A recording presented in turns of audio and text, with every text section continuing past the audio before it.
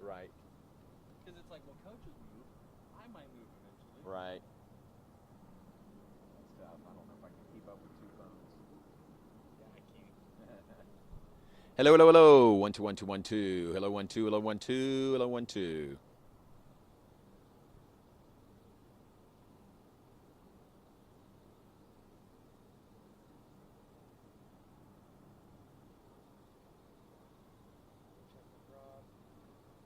Digital says it's up, but whenever they post it permanently, they clip the beginning of it off. Okay.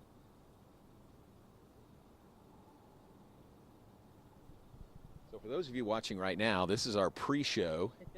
I'm just standing here. Kurtis is doing all the work, standing over there.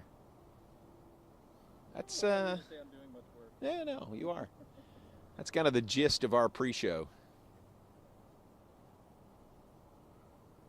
Here he is, ladies and gentlemen, Kurtis Quillin. Come on in. Rob, if you can hear me, mic check 1 2 3 4 5 6 7 8 9 10 11 12 13.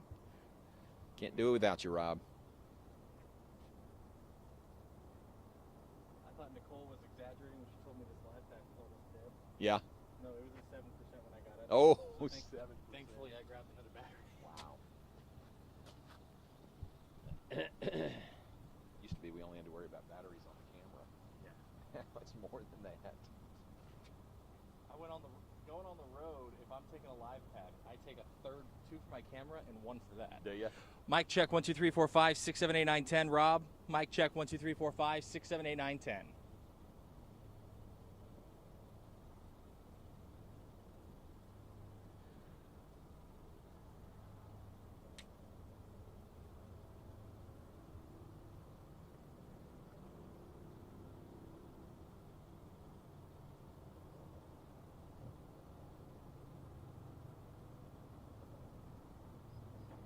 Just waiting on the go ahead. Okay.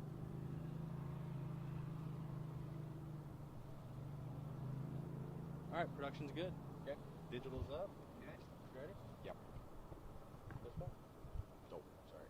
You're good. I'm gonna turn my phone down so I don't repeat the NCAA tournament last year. All right.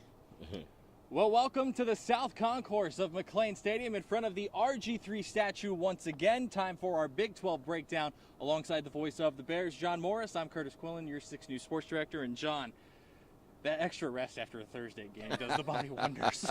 That was nice, wasn't it? Yeah. You know, that's sort of the payoff by playing a Thursday game Right. is, even though it was late or for you, Friday coming back, got a little extra time to rest and recover. Now it's back into a normal game week. Yeah, it's weird being able to get off of the plane and between traveling for a Baylor game and shooting high school football, having time to go get a short nap and see my Wow, wife, yeah. see my nieces. Like, I didn't know what to do with myself. That's pretty good. You should try that every once in a while. Yeah, right? Very good. It's good for the soul.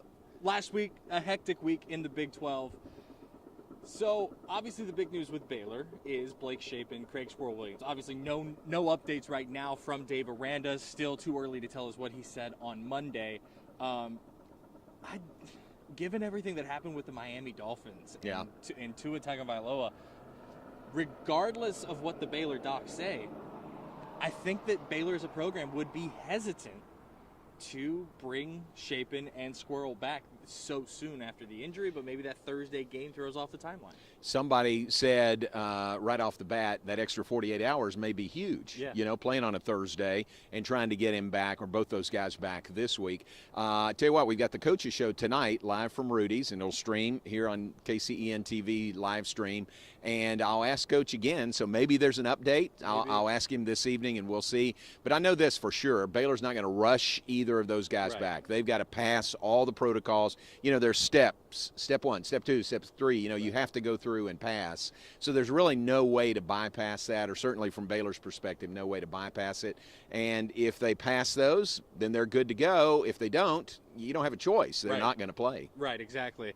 And so with that, let's go straight into our Week 7 recap. Math has not been my friend lately. Let's go straight into our Week 7 recap. Let's start. West Virginia 43, Baylor 40. Obviously, Shapen leaves in the third quarter on a slide. Textbook targeting. That play has been targeting since the rule was first put in the 2013 season. But that's the best the offense had looked all season long up to that point. Do you agree?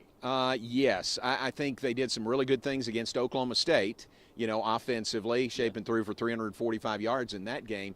But just they were clicking really well. Yes. And Coach had talked about wanting to have the offensive line play with more of an edge, and play more violent. And I think they were. I think we saw some improvements in the way the offensive line was doing their job in that game.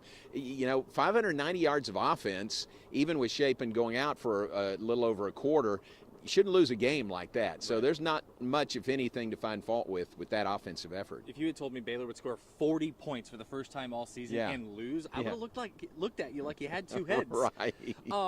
Quentin Johnston, very impressive to me. And you and I were talking about this right before we started this show. To me, the most impressive throw Quentin Johnston made all night.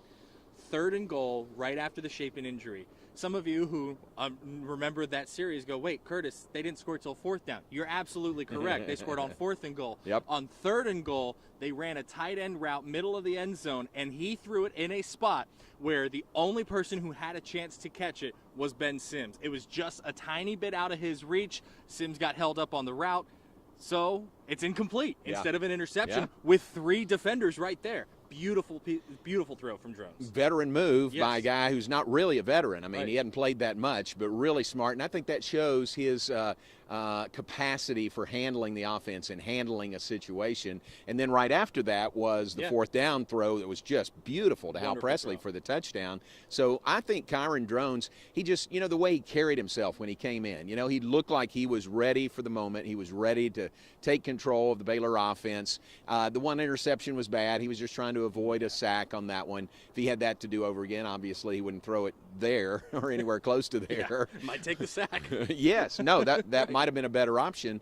But other than that, he did a lot of good things. And you think this week, if Blake can't go, Jones is going to get more reps with the number 1 offense, and how much more prepared will he be this week if he has to play this week? Right. And then let's talk Waylon Jones. That's his best game since BYU. Yeah, he was good. He was very really good.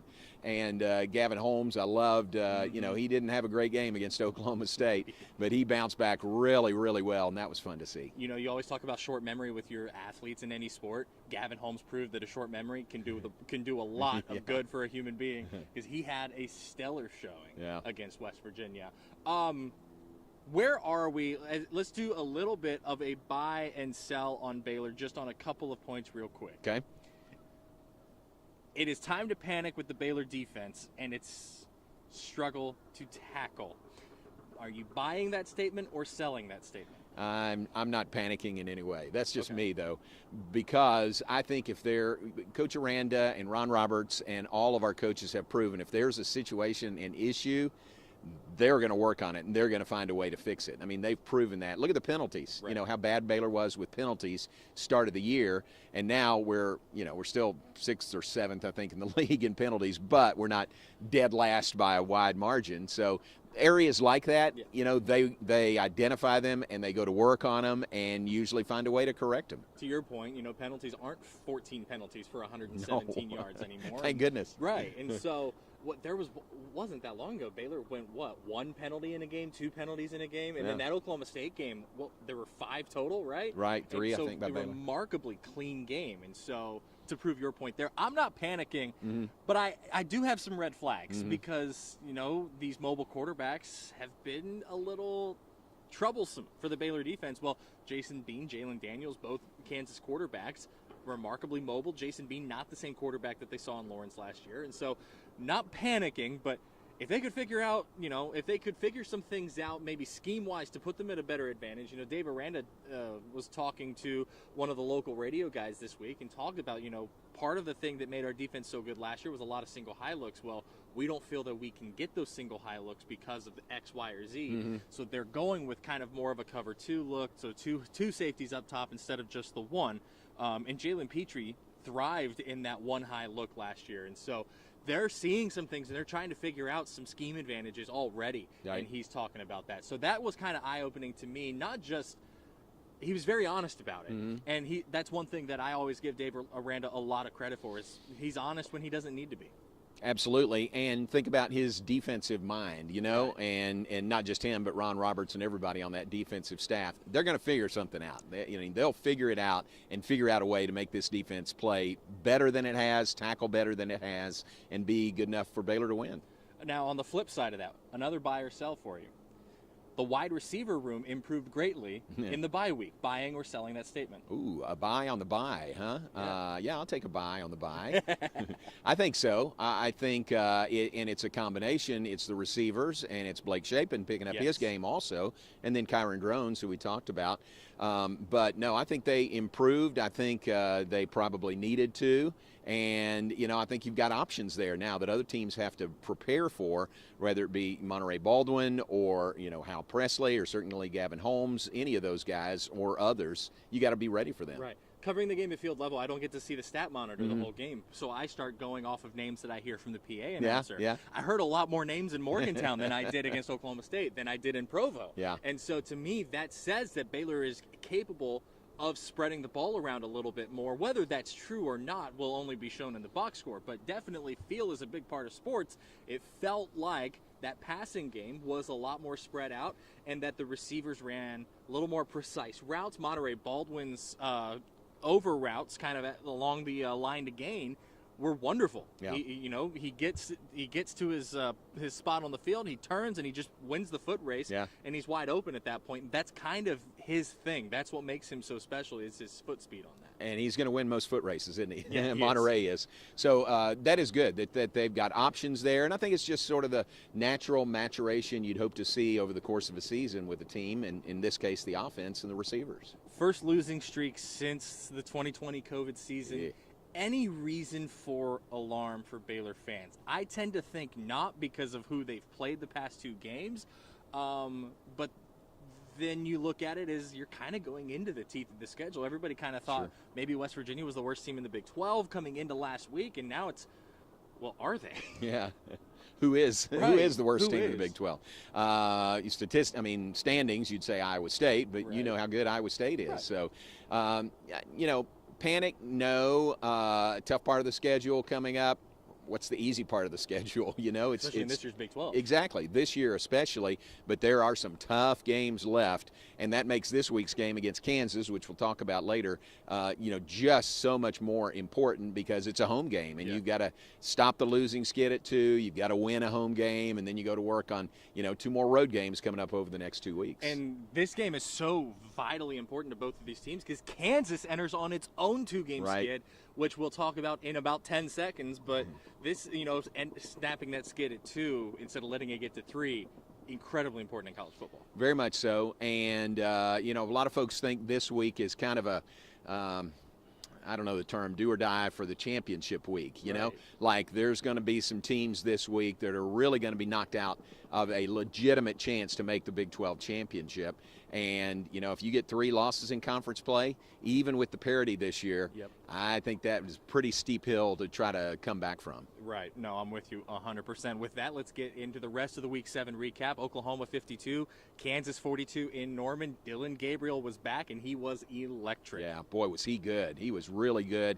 And maybe he by himself is the difference in last week and the week before. Right. With him being out the week before.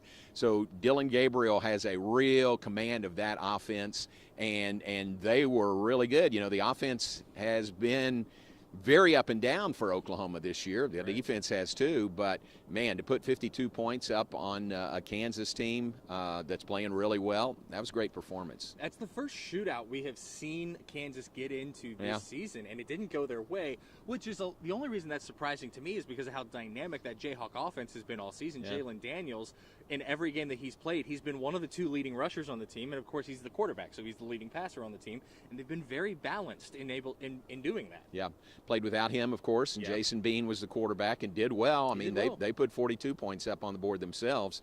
And didn't Oklahoma have a huge lead early in that game? Didn't they jump on them pretty quick? Yeah, they jumped on them pretty quick, and then Kansas came back and made it a really close game. Yeah, so Kansas, I think that is a sign of their confidence that they've gotten through the 5-0 start this year.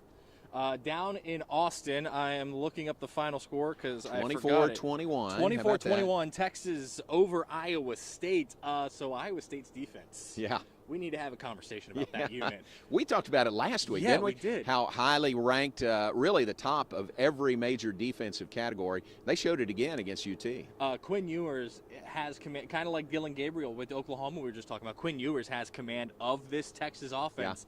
Yeah. And against, to me, right now, statistically the best defense in the Big 12, they probably, I mean, some Texas fans are going to be upset that they only beat Iowa State by 3, but when you look at how good that defense is, that's a good win. Right, exactly. It's a really good win, you know. There are no bad wins, especially right. in the Big 12, but that was a really good win, and again, shows Quinn Ewers, man, he just continues to impress every week. The fact that he is healthy now and has played 2 full games as the starting quarterback, something he didn't do at the beginning of the season. Yeah. I like Texas's chances moving forward. I'm not going to use the B word yet, though. I'm not using the B word. It's being used enough without us saying that. This one broke my heart. The final score in double overtime. Number 13 TCU 43, number 8 Oklahoma State 40. What a game. TCU has now rushed the field in 2 consecutive conference home wins. Wow. Yeah. And came from 17 down, didn't they? Oklahoma State looked like they, you know, not that they had the game won, but looked like they had things under control. And credit TCU, man, for coming back. That offense. Yeah. Led by former Temple Wildcat Quentin Johnston at wide receiver. The man is going to play great on Sundays. Yeah. So my parents came up. We were working on my house, and we ate lunch. It's halftime. It's 24-13 Pokes. Yeah. I go outside. I'm not thinking anything of it. My phone's not going off for a while. And then all of a sudden, about an hour later, my college buddies are freaking out because we have blown this lead. Yeah. And TCU comes back, wins it in double overtime. And I think the Horned Frogs might have a case for best team in the Big 12 at the moment. Oh, well, I think you and I both said last week, I know I felt this way, that Oklahoma State was the best team. Right. And thought they would win over TCU. Didn't we both pick that? I thought that for sure. I've been saying that for probably since Oklahoma State beat Baylor. Since they beat Baylor, right. But now maybe you need to hand that over to TCU, and I just need to give them more credit. Max Duggan, that offense, playing really well. Talk about multiple receivers that are dangerous. TCU's got that. And Max Duggan has proven that he is a legit NFL prospect to me because under the Gary Patterson era, they were very much an RPO-style offense. Yep. Well, under Sonny Dykes, they are a spread, borderline air raid team, and Duggan is playing, probably having his best season, I would say. Oh, definitely. And how about this? We've said this before about first-year coaches in this league. Where's that transition period? You know, this is Sonny Dykes' first year at TCU, and they're 6-0. Roster is a holdover. Yeah, exactly. So all the change, and yet they're one of 9 undefeated teams in college football. And the only one left. In the Big 12. In the Big 12. Yeah. It's got to be hard to swallow for Baylor fans. Well, Baylor hadn't played them yet, so we got TCU here in a few weeks. And that's still a month away. Right. So as we look toward the coming week, let's pause on the football because yesterday Brett Yormark at Big 12 Basketball Media Days, Oklahoma and Texas will stay in the Big 12 through the end of their grant of rights in the summer of 2025, which comes on the heels of a Dennis Dodd report at CBS that Fox was pushing the brakes, pumping the brakes on it and saying, we need that inventory. You're staying there if it's our say. And with them being an equal share television partner with the Big 12, that's a huge development. I'm shocked that we're here at this point. I thought for sure Texas OU would be leaving early. Obviously, that still could happen. Right. But are you shocked with where we are in the whole Big 12 realignment ordeal? Kurtis, nothing shocks me anymore. Is that fair? Yeah. That's you know, and it'll play out like it's going to play out. I thought next year would be their last year in the Big 12, and then they'd find a way, find some kind of agreement to leave early, and that still could happen. But by what Brett Yormark said yesterday, they're here till the end of the grant of rights. Yeah, you know. Whenever people say, okay, well, this is what they're saying, I point to Lincoln Riley last year and say, I will not be the head football coach at Louisiana State University. Which is a true statement. And the next day he took the USC job. But my point in that is, you know, don't believe anything in college sports until the dust settles. That's right. But also, like, if you've got Dennis Dodd, who is one of the most renowned reporters in college sports, saying that Fox is saying no, you're not leaving the Big 12 because we need that television inventory, and you signed a contract for it, and you have your mark now saying that they're in it until 2025, I'm inclined to think that that is the leaning of the proceedings as they go through all of this, and that we might get 2 years of a 14-team league. Yeah, no, I think you're right, and like right now today, that's what I think it. I mean, that's what it is right now. It could change at some point, but for Brett Yormark to come out and state that publicly, it might be pretty solid for that happening. Obviously, the name of the show is Big 12 Breakdown. Real quick, any surprises on either of the coaches' polls in basketball? Yes. I know where you're going with this one. So, which team in the Big 12 has won 12 straight women's basketball Big 12 championships? I'm going to go ahead and say it's the campus we're on right now. It's Baylor. That's a good guess, and you're exactly right. 12 straight.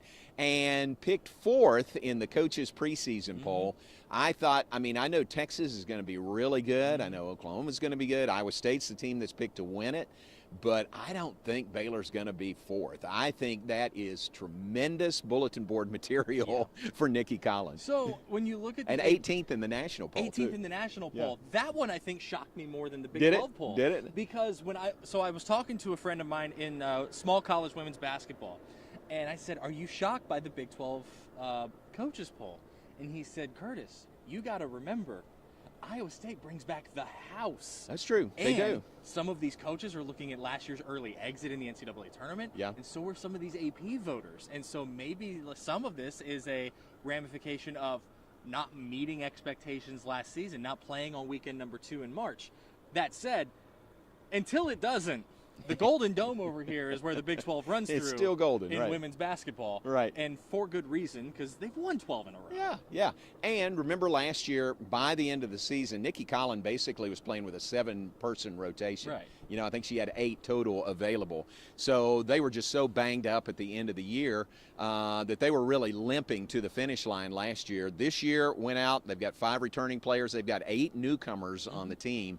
And they're not going to have that situation anymore, I don't think. They've got a full roster. And she got doomed by basketball standards, a late coaching change. Sure, yeah. Especially when you consider the fact that the previous coach left a college job for another college job and not a WNBA job. And so, to me, when you can't start recruiting until finals, nobody's taking phone calls from coaches during finals. Right. They're taking their finals. Yeah, that's right. During finals. Right. And so that might be some of the recipe for some of the roster disaster last year. Another player leaves the roster because of mental health issues, and so just the perfect recipe for disaster. And they still win the Big 12. Yeah. Outright by multiple games. Yeah, give them credit. Yeah. Started 0-2 in league play also. Right. And then found a way to win the Big 12. That was a tremendous season last year. So I am a little surprised, picked fourth this year. But, again, just put that in bold letters up on the bulletin board in your locker room and let it speak for itself. But you are right. Iowa State, Texas, they bring back so They're much good. talent. Oh, yeah. They bring in so many good freshmen. So I think that, to me, if I'm doing a power rankings in women's basketball before the season starts, my top 3 in some order are Baylor, Iowa State, and Texas. I agree with that. So men's basketball, no real surprises, right? Yeah. Baylor, Kansas at the top. Baylor picked to win it this year. Baylor and Kansas tied for 5th in the AP men's preseason poll. So, man, it's going to be a knockdown drag out this year, isn't it? It's going to be so much fun. Oklahoma State's tournament eligible this time, too. Yeah, that's good. So now you've got Mike Boynton with a team that has high expectations. I'm very curious to see what they do now that there's no NCAA cloud over their head. Do you think that Baylor was given the edge because of the unknown with the IARP Kansas case? Yeah. Or do you think that comes down to the certain 18-year-old, 19-year-old true freshman Keontae George?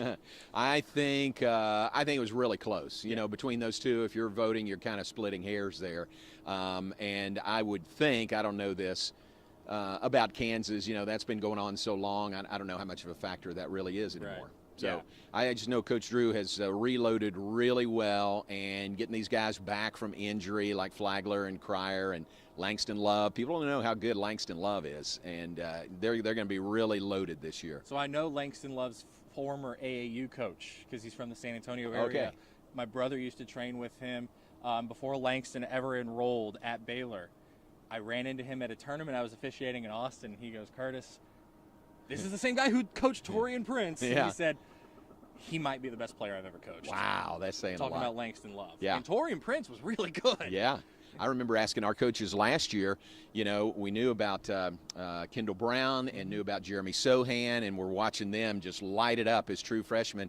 I asked them, you know, where would Langston Love fit in with those guys, you know, and they said he'd be right there at that level. So, wow. But he had the knee injury, but he's back, and it may take, you know, he's back and fully practicing now, so it's going to be fun to see him on the court. It's going to be really fun to see him on the court. Okay, back to football. Back to football. 11 a.m. Central Time Saturday from right here inside McLean Stadium.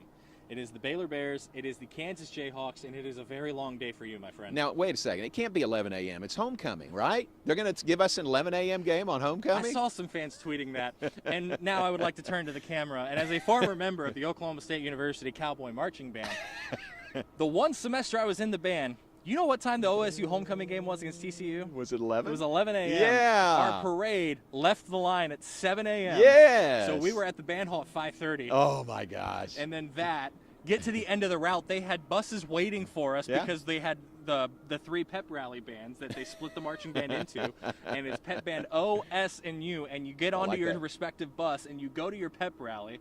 Then those same buses take you back to the band hall, and you do all your pregame stuff. By the time we had a chance to breathe, the ball was kicking off. Yeah, exactly. At 11:07. Well, same way here in Waco this week. 7 a.m. parade start downtown Waco. 7:30 it's supposed to reach campus, and then do that and come right over here for the tailgate show, and then kick it at 11 a.m. And game will be over about 3. You're off the air around 4. Yeah. So about 5 o'clock you'll be in bed. Be nice. Might be going to Pigskin Saturday evening. Oh. Yeah, add that to the mix too. And the pep rally and bonfire Friday night. So I'm not complaining. It's fun. It's a fun weekend, but it's going to be a little hectic. You know, we jokingly complain, but we both know that this is a really fun job. It's very sometimes. fun. I'm not complaining one bit. Biggest key, 3 big keys for Baylor. Yeah. You want to start? No, but I will. How about, you know, I want to say who plays quarterback, but I don't really have a concern about that because if Shapen's back, that's great. If Kyron Drone starts, I feel really good with that too. Mm-hmm. But it's just, it might be a question that lingers until kickoff on Saturday. Coach Aranda, knowing how he is, you know, if he knows or if it's been determined before then, he'll probably tell everybody. You know, he's not going to just hold it as gamesmanship, right? Yeah, I don't think he's a real gamesman at all. Coach, no, just hold on to that. Put it in your back pocket. But we'll see, and it's not really a concern. I think it is a key to see continued improvement at that quarterback position, which we've seen from Blake Shapen over the last couple of weeks. My biggest key is going to be wrapping up. That's been kind of the big issue is not getting your shoulder across on defense and form tackling. And you heard Dave Aranda talk about on Monday that they're considering going to the ground during practice during the season. Yeah. That doesn't happen in college football. Right. But they're seeing too many issues with tackling and with, you know, Dylan Doyle's coming into press conferences the past 2 games and said afterward, we didn't contain the quarterback enough. We didn't pressure the quarterback enough. We didn't maintain our assignments like we should. Very fundamental things that may not show up in a defensive box score.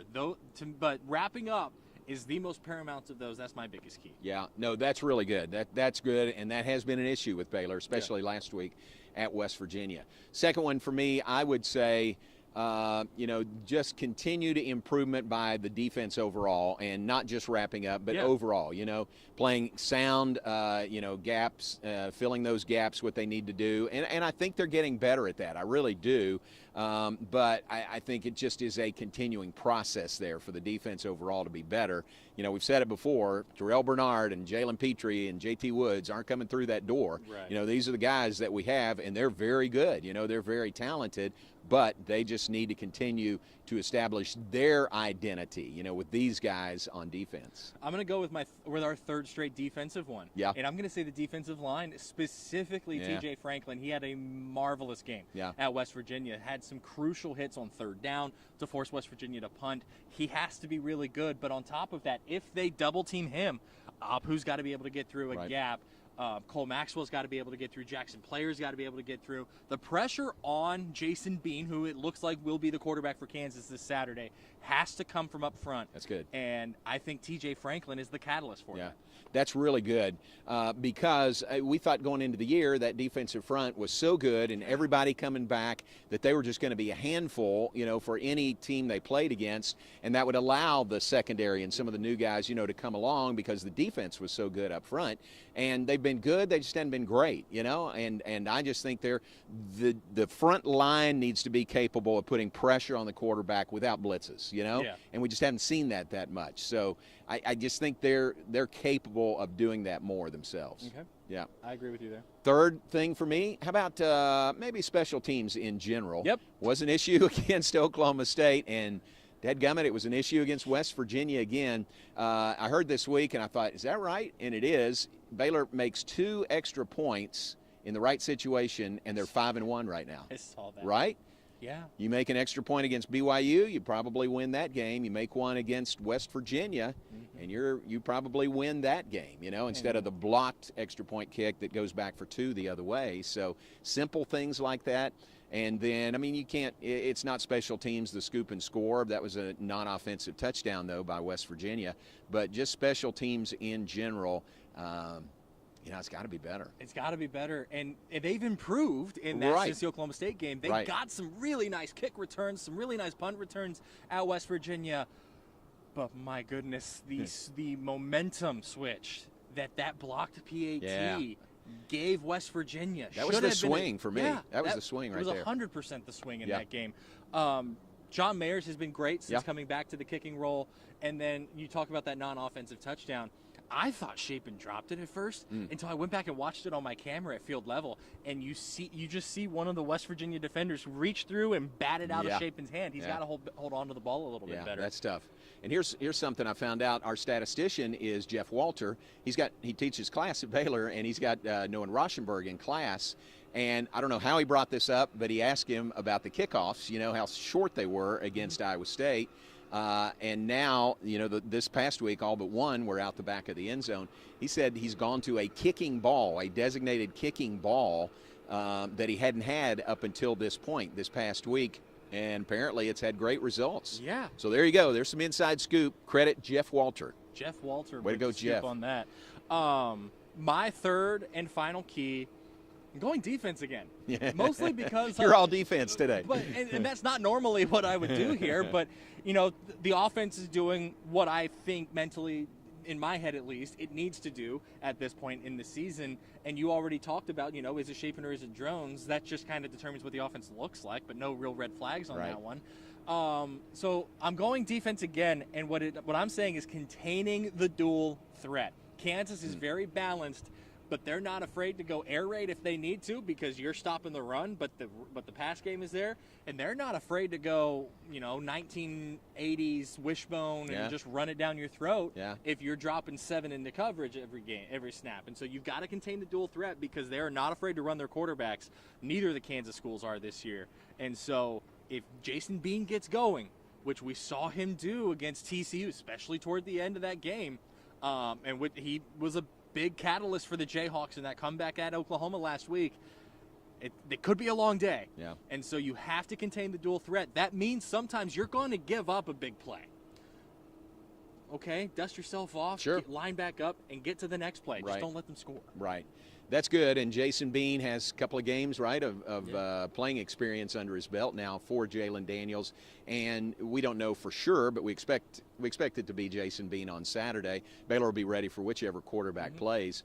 But you're right. He is good. He is not your typical backup quarterback. We saw him. He played against Baylor last year up in Lawrence. Last year. That's right. So maybe that's an advantage for Baylor, having seen him as recently as last season. Exactly. Yeah. As we look through the rest of the game, Oklahoma and Iowa State are off this week. So as we continue through the schedule, we go to 2 p.m. God's time Saturday from Lubbock, Texas. This game is on Fox Sports 1, 3-3 West Virginia at 3-3 Texas Tech. And I didn't think this would be as crucial of a game as it is 2 weeks ago. Yeah, how about that? Tech coming off an open date, am I right? No. Did they play last week? I think they played last week. Okay. No, you might be right. At any rate, they're back home and hosting West Virginia. It's homecoming for Texas Tech.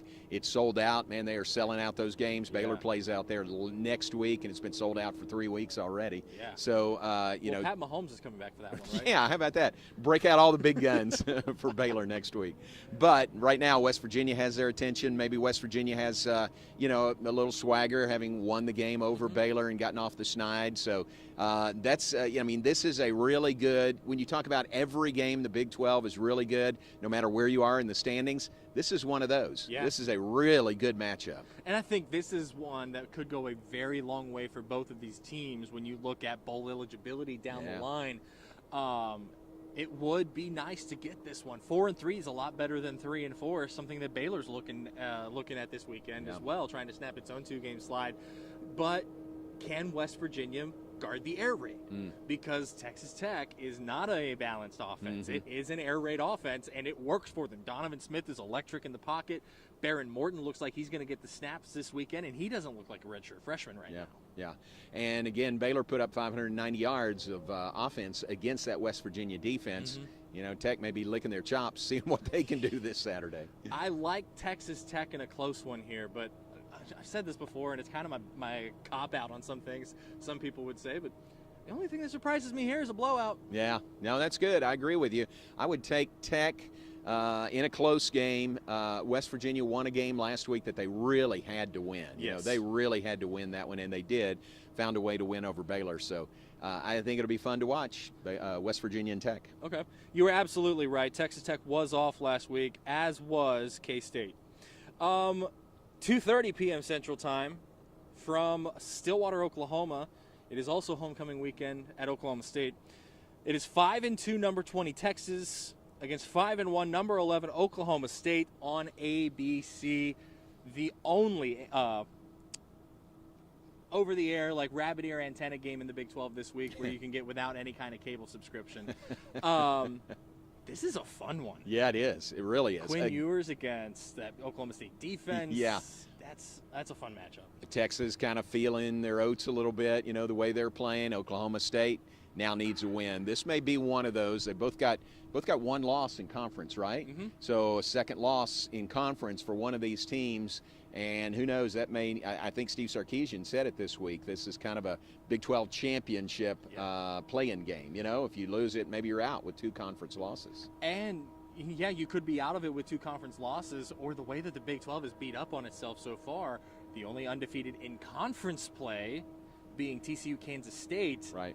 Maybe this is a preview of things to come, because Kansas State, TCU is the only one that's played either of these teams, and that was last week against Oklahoma State. And so I like what Oklahoma State is doing, but man, Texas is a different team with Quinn Ewers at quarterback. Yeah, very much so. This is I don't know how to call this game. I don't know how to predict this game, because I think both teams, I really like Oklahoma State, even though they lost last week.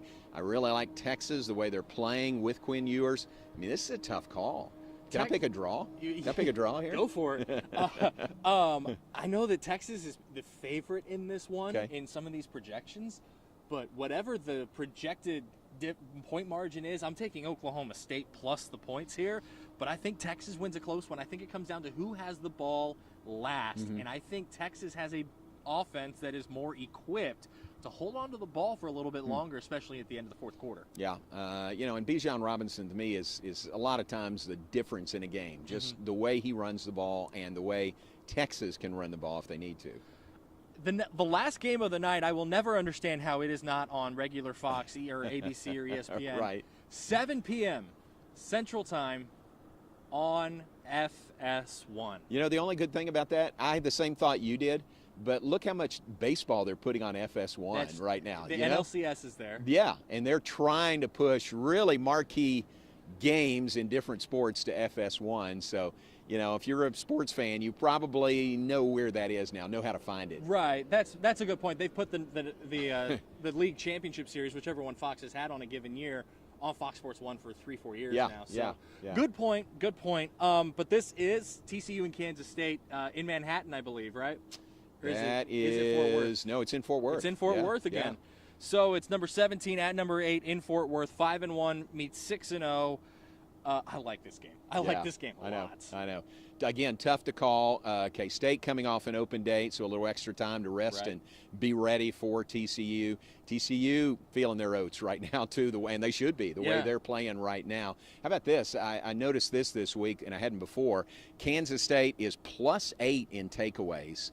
Martinez, the quarterback, has not thrown an interception all year in 6 games. He's one of 2 quarterbacks in the FBS that has not thrown an INT. Yes, no interceptions and +8. They're 4th in the nation in takeaways. That just has Chris Kleiman written all over it. You know, don't hurt yourself. You know, take advantage of takeaways, and that's a real plus in K-State's favor. This, to me, is the team that Kansas State envisioned for itself when it hired Chris Kleiman from North Dakota State. Yeah. Trivia time. I'll get you get a shout if you get this one. I want to see how closely you paid attention to the tweet. Who's the other quarterback that has not, or not even the quarterback's name? We'll go with the school. What's the other FBS school that has not thrown an interception this season? I didn't see the tweet, and I have no idea. It's Vanderbilt. Really? Vanderbilt. Shocking, right? Yeah, exactly. It is Vanderbilt that has not thrown an interception this season. We could have stood here all day, and I don't think I would have guessed that. Yeah, I'm with you. I saw it this morning. I said, there's no way. But Vanderbilt's kind of turned it around as well. But when you look at this, to me, the biggest key to this game, we've talked about it. You know, earlier in my 3 big keys, I had a former Temple Wildcat as one of my 3 big keys for the Baylor Bears, and that's TJ Franklin. His former high school teammate, in Quentin Johnston, is the biggest key in this game to me, because I don't think Kansas State has defended a player like Quentin Johnston all season. He's having a great year, isn't he? Yeah. I mean, a really great year. And again, one of kind of a 3-headed monster at receiver for TCU, and TCU's at home. I like both these teams and programs and the way they're going right now. Still hard to explain how K-State lost to Tulane a few weeks ago. Although Tulane is leading its division right now in the AAC. Yeah, well, that's true. That's true. Shocking. But I am through picking against TCU, so I'll take the Frogs at home. I'm with you here. Quentin Johnston is a big part of the reason why. And when I look at that, if they target him, Kansas' defense keyed on Quentin Johnston against TCU, and he still caught 14 balls for more than 200 yards on 16 targets. Unbelievable. Only 2 of his targets went incomplete. Wow. Unbelievable. That's insane. Right. And so he is that good. I think he's a future Pro Bowler, and Kansas State hasn't seen an athlete like him. They just haven't this season. I'm taking the Frogs. Yeah, and obviously a great connection between he and Max Duggan. Yep. You know, great chemistry between those two. He's not a one-route wonder either. You watch him, he can run short routes. He's running, kind of the middle, right along the line to gain, run it at the stakes. And he can just go. Yeah. And, the old Johnny Manziel, he's down there somewhere. Yeah, throw it just to Mike toss Evans. it that way. Yeah, right, so right. I like TCU in this one, but it should be a fun week in the Big 12. Great games every week, and this is it. And we're to the, point in the season. We're past the halfway point in the season.